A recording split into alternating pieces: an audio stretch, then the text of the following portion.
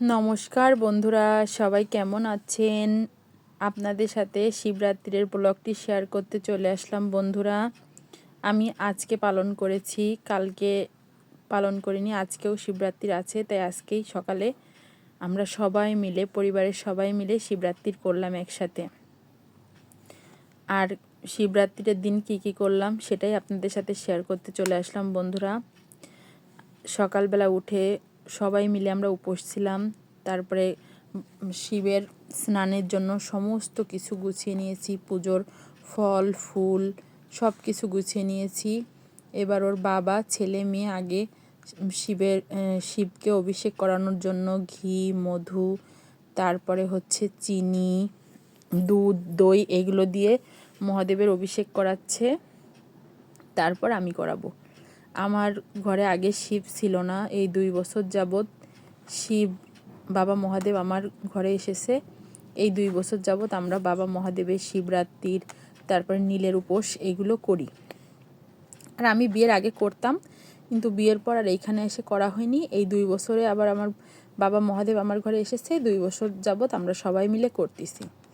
পরে ওদের অভিষেক হয়ে গেলে পরে আমিও ঘি মধু দুধ চিনি তারপরে হচ্ছে দই এগুলো দিয়ে অভিষেক করালাম।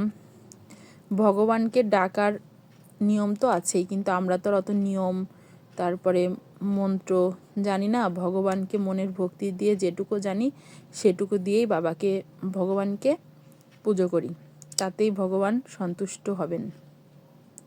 মন দিয়ে ডাকলে ভগবান অবশ্যই সন্তুষ্ট হন।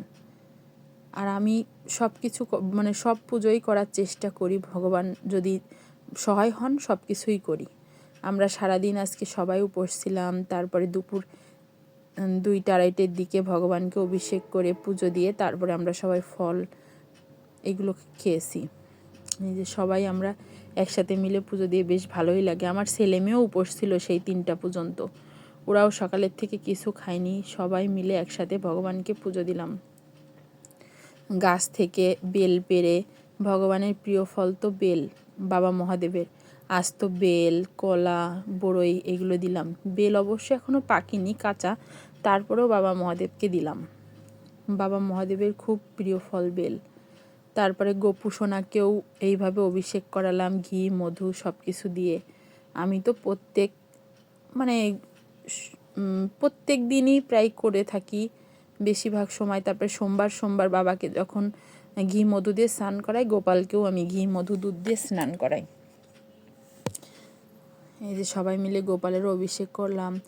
তারপরে ভগবান যেটুকু দিয়ালো আমাকে, সেইটুক দিয়েই ভগবানকে পুজো দিলাম।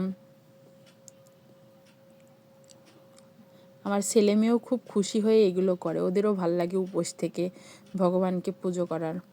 তারপরে পুজো দিলাম, ফল মিষ্টি দই এগুলো দিয়ে শিবরাত্রির উপোস পালন করলাম। কে কবে করছেন বন্ধুরা অবশ্যই কমেন্টে জানাবেন। আজকে সোমবারের দিন আমরা উপোসটা করলাম।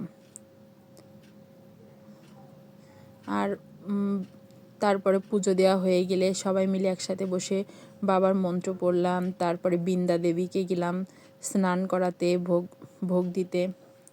আমার এই জায়গাটা আসলে, বাড়ির এইখানটা আসলে আমার খুব ভালো লাগে। এই যে বৃন্দা দেবীর যে তুলসীর যে মন্দিরটা করছি অনেক সুন্দর। আর আমরা ভাগ্যক্রমে একটা কৃষ্ণ তুলসী গাছও পেয়ে গেছি।